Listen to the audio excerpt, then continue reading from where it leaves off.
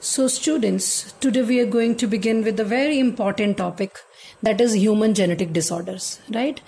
Disorders which are related to our genes or chromosome, which are due to change in our genes or chromosome. But before starting human genetic disorders, let us first clear what is human karyotype, karyotyping and ideogram, right? What is karyotype? Karyotype is an individual's collection of chromosomes. किसी भी human being they जिवें ਅਸੀਂ ਆਪਣੀ ਕਿਸੇ ਵੀ living organism ਦੇ ਚਲੋ ਅਸੀਂ humans ਦੀ ਗੱਲ ਕਰਦੇ ਹਾਂ ਸਾਡੇ ਇੱਕ ਸੈੱਲ ਦੇ ਵਿੱਚ ਕਿੰਨੇ ਕ੍ਰੋਮੋਸੋਮ ਨੇ 23 pairs or 46 chromosomes. So ਉਸ collection of chromosome ਨੂੰ group of chromosome ਨੂੰ ਅਸੀਂ ਕੀ ਬੋਲਦੇ ਹਾਂ karyotype.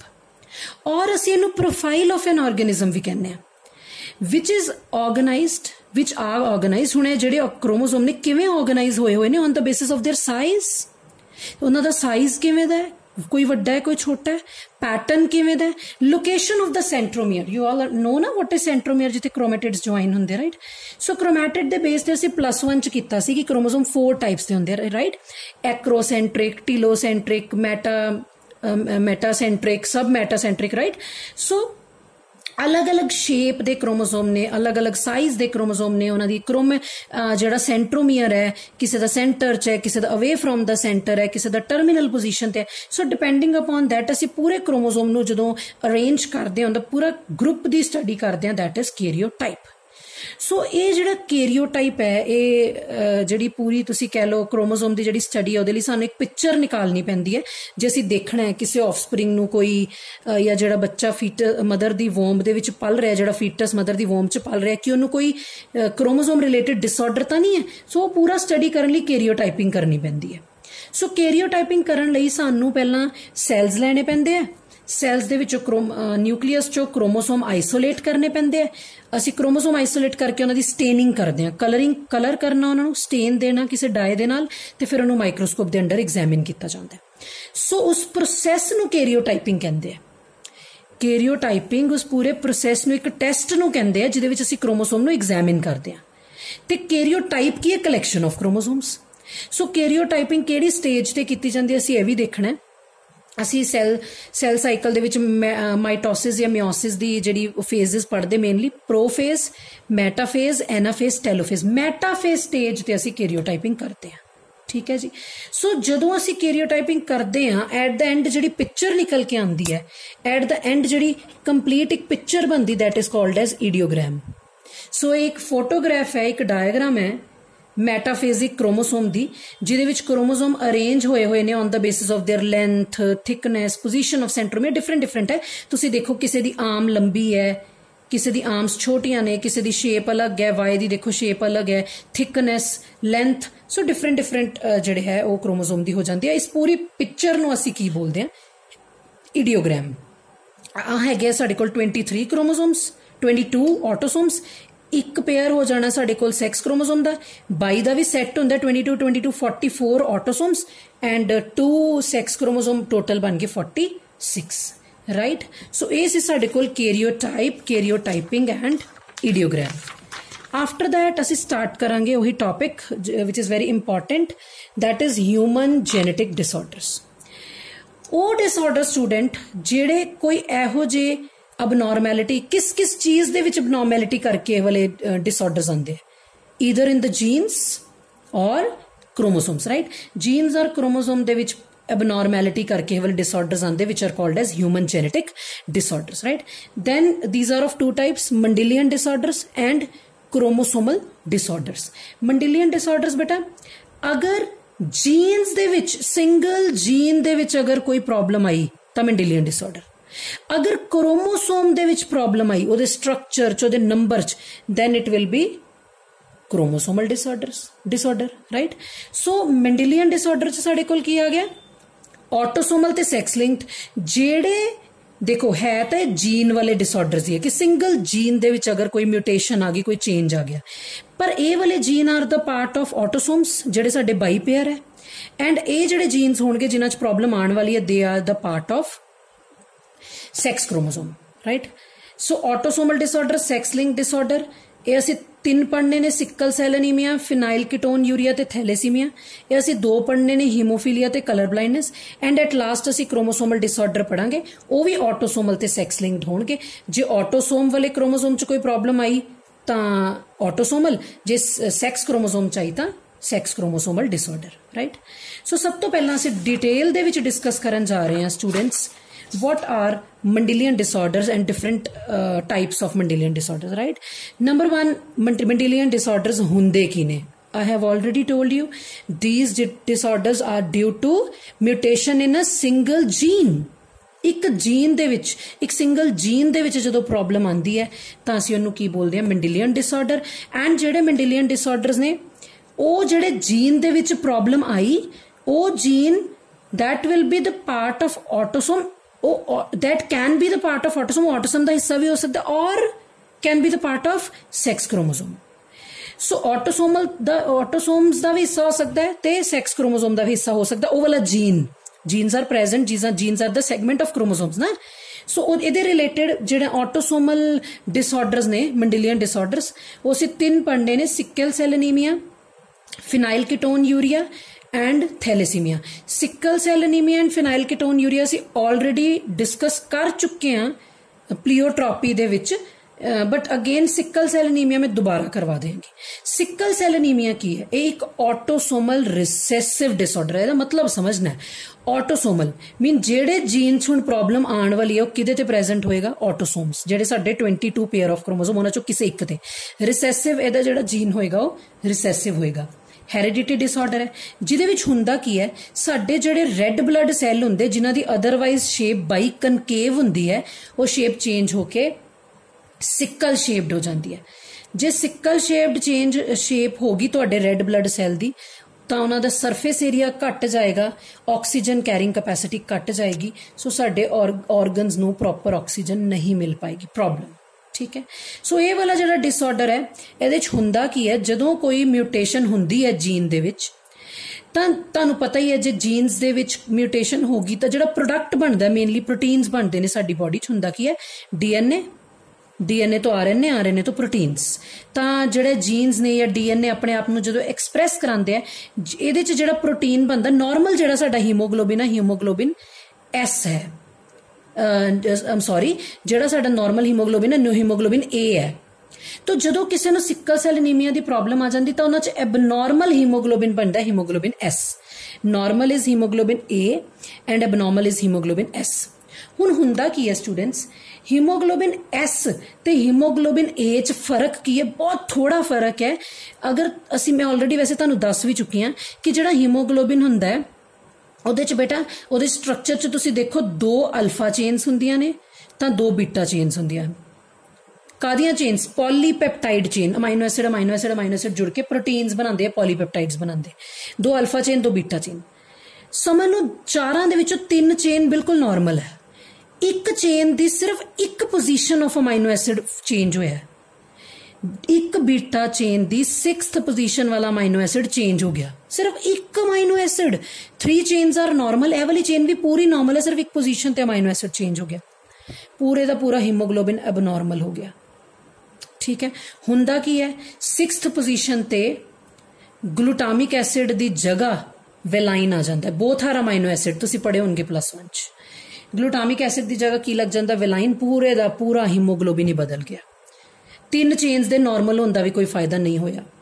हुण साडा माइंड कहेगा कि होया किद्दां, ग्लूटामिक एसिड की जगह वेलाइन लगा किद्दां? हुंदा की है, साडी बॉडी दे विच तुहानूं सारिआं नूं पता है डीएनए हुंदा है। डीएनए कादा बनिया हुंदा सी? अगले चैप्टर च फिर तो डिटेल च करांगे। न्यूक्लियोटाइड जुड़ के न्यूक्लिक एसिड बनाते, मीनस डीएनए ते आरएनए। ठीक है। हुंदा की है, जदों न्यूक्लियोटाइड्स हुण असीं पढ़िया होया है, मैं एक इत्थे तुहानूं लिख के दिखानी, असीं पढ़िया है न्यूक्लियोटाइड्स दे विच जिहड़े 3 चीज़ां हुंदियां ने, नाइट्रोजन बेस, शुगर ते फॉस्फेट। यही चीज़ असीं नैक्सट चैप्टर च बहुत डिटेल च पढ़ांगे। Nitrogen base are of 2 types, purines and pyrimidines. Purines दी एग्जाम्पल AG, पायरेमिडीन दी CUT, adenine guanine, cytosine, uracil, thymine. पर जिहड़ा यूरासिल है ये डीएनए च नहीं हुंदा, AGCT हुंदा, राइट। हुंदा की है साडे डीएनए च इदां दे किन्ने सारे न्यूक्लियोटाइड्स AGCTGCAT इदा चेन बना लेंदे है, एक डीएनए दी चेन सामने दूजी चेन, और तीन तीन दे जिहड़े न्यूक्लियोटाइड्स दे सैट है, तीन तीन नाइट्रोजन बेस दे जिहड़े सैट होणगे इहनूं असीं कोडोन कहने आ। ते एक कोडोन या जेनेटिक कोड, एक कोडोन एक अमाइनो एसिड नूं कोड करदा है, एक अमाइनो एसिड नूं कोड करदा है। इदां ही अलग अमाइनो एसिड नूं कोड करेगा, अगला अलग अमाइनो एसिड नूं कोड करेगा, इदां ही अमाइनो एसिड कोड हुंदे हुंदे की बन जांदे आ पॉलीपेप्टाइड्स। होया कि ਜਿਹੜੀ डीएनए दी न्यूक्लियोटाइड्स दी चेन बीटा चेन बना रही सी, ਉਹਦੇ ਵਿੱਚ T ਦੀ ਜਗ੍ਹਾ ਤੇ ਕੀ ਲੱਗ ਗਿਆ A, थायमिन ਦੀ ਜਗ੍ਹਾ ਤੇ थायमिडीन ਦੀ ਜਗ੍ਹਾ ਤੇ ਕੀ ਲੱਗ ਗਿਆ एडेनिन। ਇੱਕ ਕੋਡੋਨ ਚੇਂਜ ਹੋਇਆ, ਉਹਦੇ ਕਰਕੇ ਕੀ ਹੋਇਆ, ਉਹਨੇ ਜਿਹੜਾ ਗਲੂਟਾਮਿਕ ਐਸਿਡ ਨੂੰ ਕੋਡ ਕਰਨਾ ਸੀ ਨਾਰਮਲੀ, ਹੁਣ ਕਿਹਨੂੰ ਕੋਡ ਕਰਤਾ, ਵੈਲਾਈਨ ਨੂੰ।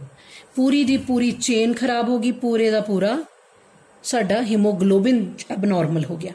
हीमोग्लोबिन जो अबनॉर्मल हुंदा है, एक तो मैं तुहानूं दस्सिया रेड ब्लड सैल दी शेप सिकल शेप होण हो गई, ऑक्सीजन कैरिंग कैपेसिटी घट गई। एंड नंबर 2, कई बारी सिकल शेप जिहड़े सैल्स हुंदे साडियां जिहड़ियां बरीक बरीक ब्लड वैसल्स हुंदे कैपिलरीज, उन्हां चों नहीं निकल पांदे, उन्हां च फस जांदे है, जिहदे करके साडी जिहड़ी क्लॉट बन जांदे ने, डीजनरेशन हो जांदी, अनीमिया दी प्रॉब्लम हो जांदी है। ठीक है, ब्लड सर्कुलेशन घट जाती है क्योंकि ऑक्सीजन जी है वो जी लैवल है सप्लाई है वो घट गई। ओके, एक बार डायग्रामेटिक रिप्रजेंटेशन च देख लैने। Normal RBCs which are mainly biconcave and later on जो सानू सिकल सैल एनीमिया होंदी है, the shape of the red blood cells जी केड़ी हो जाती है will be converted into sickle shaped. ठीक है, हुंदा की है देखो, this is normal gene CTC, इदा किन्ने सारे कोडोन ने, मैं एक ड्रॉ किया। This is one chain of DNA, this is opposite chain GAG। DNA दियां दो चेन्स है, पर जेड़ा अगे RNA बनता है ते RNA तो अगे प्रोटीन बनता, इको ही चेन तो बनता है। यही चीज असी अगले चैप्टर च बहुत डिटेल च पढ़नी है, मोलैकुलर बेसिस ऑफ इनहेरिटेंस च, राइट। यह जिहड़ी चेन है CTC वाली, एदे तो जेड़ा mRNA बनेगा C they opposite G, T they A, C they G। असी +1 च पढ़ चुके हैं कि AT दे विच बॉन्ड बनता है, C ते G च बॉन्ड बनता है। ओके, हुण इत्थे की होया, अगर T दी जगह ते म्यूटेशन होगी, A आ गया, की बन गया CAC, एदे ओपोजिट वाली चेन च GTG। चलो एनी हाउ ये हो गया डीएनए। तो जो डीएनए तो बनया mRNA, C दे ओपोजिट की लगेगा G, A दे हुण तुसीं कहोगे मैम ने कहा सी A दे ओपोजिट T लगना है, बट जो RNA बनता है तो RNA च T नहीं U हुंदा है, डीएनए च T हुंदा है ते RNA च U हुंदा है, पढ़िया सी +1 च। एडेनिन दे ओपोजिट की लग गया यूरासिल, C दे G। हुण ए जिहड़ा पहला जिहड़ा नॉर्मल mRNA बनया सी, वो 6th पोजीशन ते की बना रहा सी, ग्लूटामिक एसिड। जदों म्यूटेशन होगी, हुण जिहड़ा mRNA बनया उहदा ए वाला जिहड़ा कोडोन है की बना रहा है, valine. So beta chain a normal है, अपने सिकल सैल एनीमिया वाली है। सो बीटा चेन च प्रॉब्लम आई, पूरे का पूरा हीमोग्लोबिन ही चेंज हो गया। सो ये सी साडे कोल सिकल सैल अनीमिया। सो फिनाइल कीटोन यूरिया असी ऑलरेडी डिस्कस कर चुके हैं। ठीक है जी, नेक्स्ट असी थर्ड जीनोमिक म्यूटेशंस पढ़न जा रही हो, एग्जाम्पल दैट इज थैलेसीमिया। ये एक ऑटोसोमल रिसेसिव ब्लड डिजीज है, सानू पता है ऑटोसोम्स ते जीन प्रेजेंट है, रिसेसिव अलील है, एक ब्लड रिलेटेड डिजीज है जिहड़ी पेरेंट्स टू ऑफस्प्रिंग च ट्रांसफर हुंदी है। अगर पेरेंट्स अनअफेक्टेड ने, बेटा अनअफेक्टेड ने, जिवें असी पढ़ते हैं कि जे पेरेंट्स जिहड़े ने उन्हां दे कोल इक्को अलील है, ठीक है, इक्को अलील है सिंगल, जिवें फीमेल है, यह उहदा ऑटोसोम्स ने, ਇਹਦੇ ਇੱਕੋ ਆਟੋਸੋਮ ਤੇ ਅਲੀਲ ਹੈਗਾ, ਦੂਜੇ ਤੇ ਨਹੀਂ ਹੈਗਾ, ਤਾਂ ਉਹ ਸਮਟਾਈਮ ਦੇ ਆਰ ਕੈਰੀਅਰ। ਸੋ ਆਪ ਨਾਰਮਲ ਹੁੰਦੇ but they can carry the disease to next generation. ਠੀਕ ਹੈ, ਕਈ ਵਾਰੀ ਕੀ ਹੁੰਦਾ ਹੈ ਜੇ ਸਿੰਗਲ ਅਲੀਲ ਪ੍ਰੈਜ਼ੈਂਟ ਹੈ ਤਾਂ ਉਹ ਜਿਹੜੀ ਆਰਗੈਨਿਜ਼ਮ ਹੁੰਦਾ ਹੈ ਜਿਹੜਾ ਉਹ ਦੇ ਆਰ ਕੈਰੀਅਰਸ, ਉਹ ਆਪ ਨਾਰਮਲ ਨੇ ਬਟ ਦੇ ਕੈਨ ਕੈਰੀ। ਪਰ ਜੇ ਦੋਨਾਂ ਤੇ ਅਲੀਲ ਪ੍ਰੈਜ਼ੈਂਟ ਹੈ ਦੈਨ ਉਹਨਾਂ ਨੂੰ ਵੀ ਡਿਜ਼ੀਜ਼ ਹੋਏਗੀ ਥੈਲੇਸੀਮੀਆ ਦੇ, ਤੇ ਨੈਕਸਟ ਜਨਰੇਸ਼ਨ 'ਚ ਵੀ ਜਾਣ ਦੇ ਚਾਂਸਿਸ ਵੱਧ ਜਾਣਗੇ। ठीक है जी, सो ये जी ओरिजिनेट हुई सी मैडिटेरेनियन रीजन च। ठीक है, it is also common in Indian सब कॉन्टिनेंट एंड मिडल ईस्ट। दसदा कित्थों ओरिजिनेट हुई तो कित्थे कॉमन है। ਬਾਇਓਲੋਜੀਕਲ ਪਾਰਟ ਤੇ ਆਉਂਦੇ ਆ, ਇਹ ਡਿਫੈਕਟ ਆਇਆ ਕਿੱਦਾਂ? ਇਹ ਡਿਫੈਕਟ ਐਵੇਂ ਆਇਆ, ਆਪਾਂ ਡਿਟੇਲ ਦੇ ਵਿੱਚ ਹੁਣੇ ਕਰਾਂਗੇ ਕਿ ਮਿਊਟੇਸ਼ਨ ਹੋ ਜਾਂਦੀ ਹੈ ਕਿਸੇ ਜੀਨ ਦੀ, ਜਿਹਦੇ ਕਰਕੇ ਹੀਮੋਗਲੋबिन ਦੀ ਜਿਹੜੀਆਂ ਚੇਨਸ ਹੈ ਉਹਨਾਂ ਦੀ ਕੁਆਂਟੀਟੀ, ਉਹਨਾਂ ਦਾ ਬਣਨ ਦਾ ਜਿਹੜਾ ਅਮਾਊਂਟ ਹੈ ਘਟ ਜਾਂਦਾ। ਇੱਥੇ ਆਪਾਂ ਡਿਟੇਲ 'ਚ ਦੇਖਦੇ ਹਾਂ ਕਿਵੇਂ। ਹੀਮੋਗਲੋबिन ਦੇ 4 ਸਬ ਯੂਨਿਟਸ ਹੁੰਦੇ, 4 ਚੇਨਸ ਹੁੰਦੀਆਂ, 2 ਅਲਫਾ 2 ਬੀਟਾ, ਠੀਕ ਹੈ। ਜਿਹੜੀ ਅਲਫਾ ਚੇਨ ਬਣਦੀ ਹੈ ਉਹਦਾ ਜਿਹੜਾ ਜੀਨ ਹੈ ਉਹ 16 ਨੰਬਰ ਕ੍ਰੋਮੋਸੋਮ ਤੇ ਪਿਆ। 16 ਨੰਬਰ ਕ੍ਰੋਮੋਸੋਮ ਤੇ 2 ਜੀਨਸ ਪਏ ਨੇ, 2 ਅਲਫਾ ਗਲੋਬਿਨ ਜੀਨਸ, HBA1 HBA2, ਤੇ ਪੇਅਰ ਦੇ ਵਿੱਚ ਨੇ ਤਾਂ 4 ਜੀਨ ਅਸੀਂ ਲਿਖ ਦਿੰਨੇ ਆ। 11 ਨੰਬਰ ਕ੍ਰੋਮੋਸੋਮ ਤੇ ਬੀਟਾ ਗਲੋਬਿਨ ਜੀਨ ਪਿਆ, ਇੱਕੋ ਹੀ ਹੈ HBB, ਪਰ ਪੇਅਰ ਚ ਨੇ ਤਾਂ 2 ਜੀਨ ਲਿਖ ਦਿੰਦਾ। 16 ਨੰਬਰ ਕ੍ਰੋਮੋਸੋਮ ਤੇ ਅਲਫਾ ਚੇਨ ਬਣਾਉਣ ਵਾਲਾ ਜੀਨ ਪਿਆ, 11 ਨੰਬਰ ਕ੍ਰੋਮੋਸੋਮ ਤੇ ਬੀਟਾ ਚੇਨ ਬਣਾਉਣ ਵਾਲਾ ਚੇਨ ਪਿਆ, ਤੇ ਇਹ ਦੋਨੋਂ ਜੀਨਸ ਕੰਮ ਕਰਦੇ ਨੇ ਤੇ ਇਹ ਵਾਲੀਆਂ ਚੇਨਸ ਬਣਦੀਆਂ ਨੇ, ਠੀਕ ਹੈ। ਇਹ ਦੇਖੋ ਬੀਟਾ ਗਲੋਬਿਨ ਜੀਨ, 4 ਹੋ ਗਏ ਅਲਫਾ ਵਾਲੇ ਜੀਨਸ, ਇਹਨਾਂ ਨੇ ਅਲਫਾ ਚੇਨ ਬਣਾਈਆਂ, ਇਹਨਾਂ ਨੇ ਬੀਟਾ ਚੇਨ ਬਣਾਈਆਂ। ਇੱਕ ਇੱਥੇ ਗੱਲ ਨੋਟ ਕਰਨ ਵਾਲੀ ਹੈ ਕਿ ਅਲਫਾ ਚੇਨ ਬਣਾਉਣ ਵਾਲੇ 4 ਜੀਨ ਨੇ, ਬੀਟਾ ਵਾਲੇ 2, ਇਦਾਂ ਤਾਂ ਅਲਫਾ ਚੇਨ ਜ਼ਿਆਦਾ ਬਣਨਗੇ, ਬੀਟਾ ਘੱਟ ਬਣ ਗਿਆ, ਬਟ ਨੋ, ਇਹ ਤਾਂ ਬਰਾਬਰ ਹੁੰਦੀਆਂ 2-2। ਇਦਾਂ ਕੀ ਹੁੰਦਾ ਕਿ ਇਹ ਜਿਹੜਾ ਕੰਮ ਕਰਦੇ 50% ਕਰਦੇ, ਇਹ ਪੂਰਾ ਕਰਦੇ ਆ। ਮਤਲਬ ਇਹਨਾਂ ਨੇ ਜੇ 2 ਦੇਖੋ ਜਿੰਨੇ ਮਤਲਬ ਤੁਸੀਂ ਐਂ ਕਹਿ ਲਓ ਕਿ ਇਹਨਾਂ ਨੇ ਐਕਸਪ੍ਰੈਸ ਕਰਕੇ ਉਨੇ ਟਾਈਮ 'ਚ 2 ਚੇਨ ਬਣਾਣੀ, ਇਹਨਾਂ ਨੇ ਉਨੇ ਟਾਈਮ 'ਚ ਹਾਫ ਕੰਮ ਕਰਨਾ ਹੈ।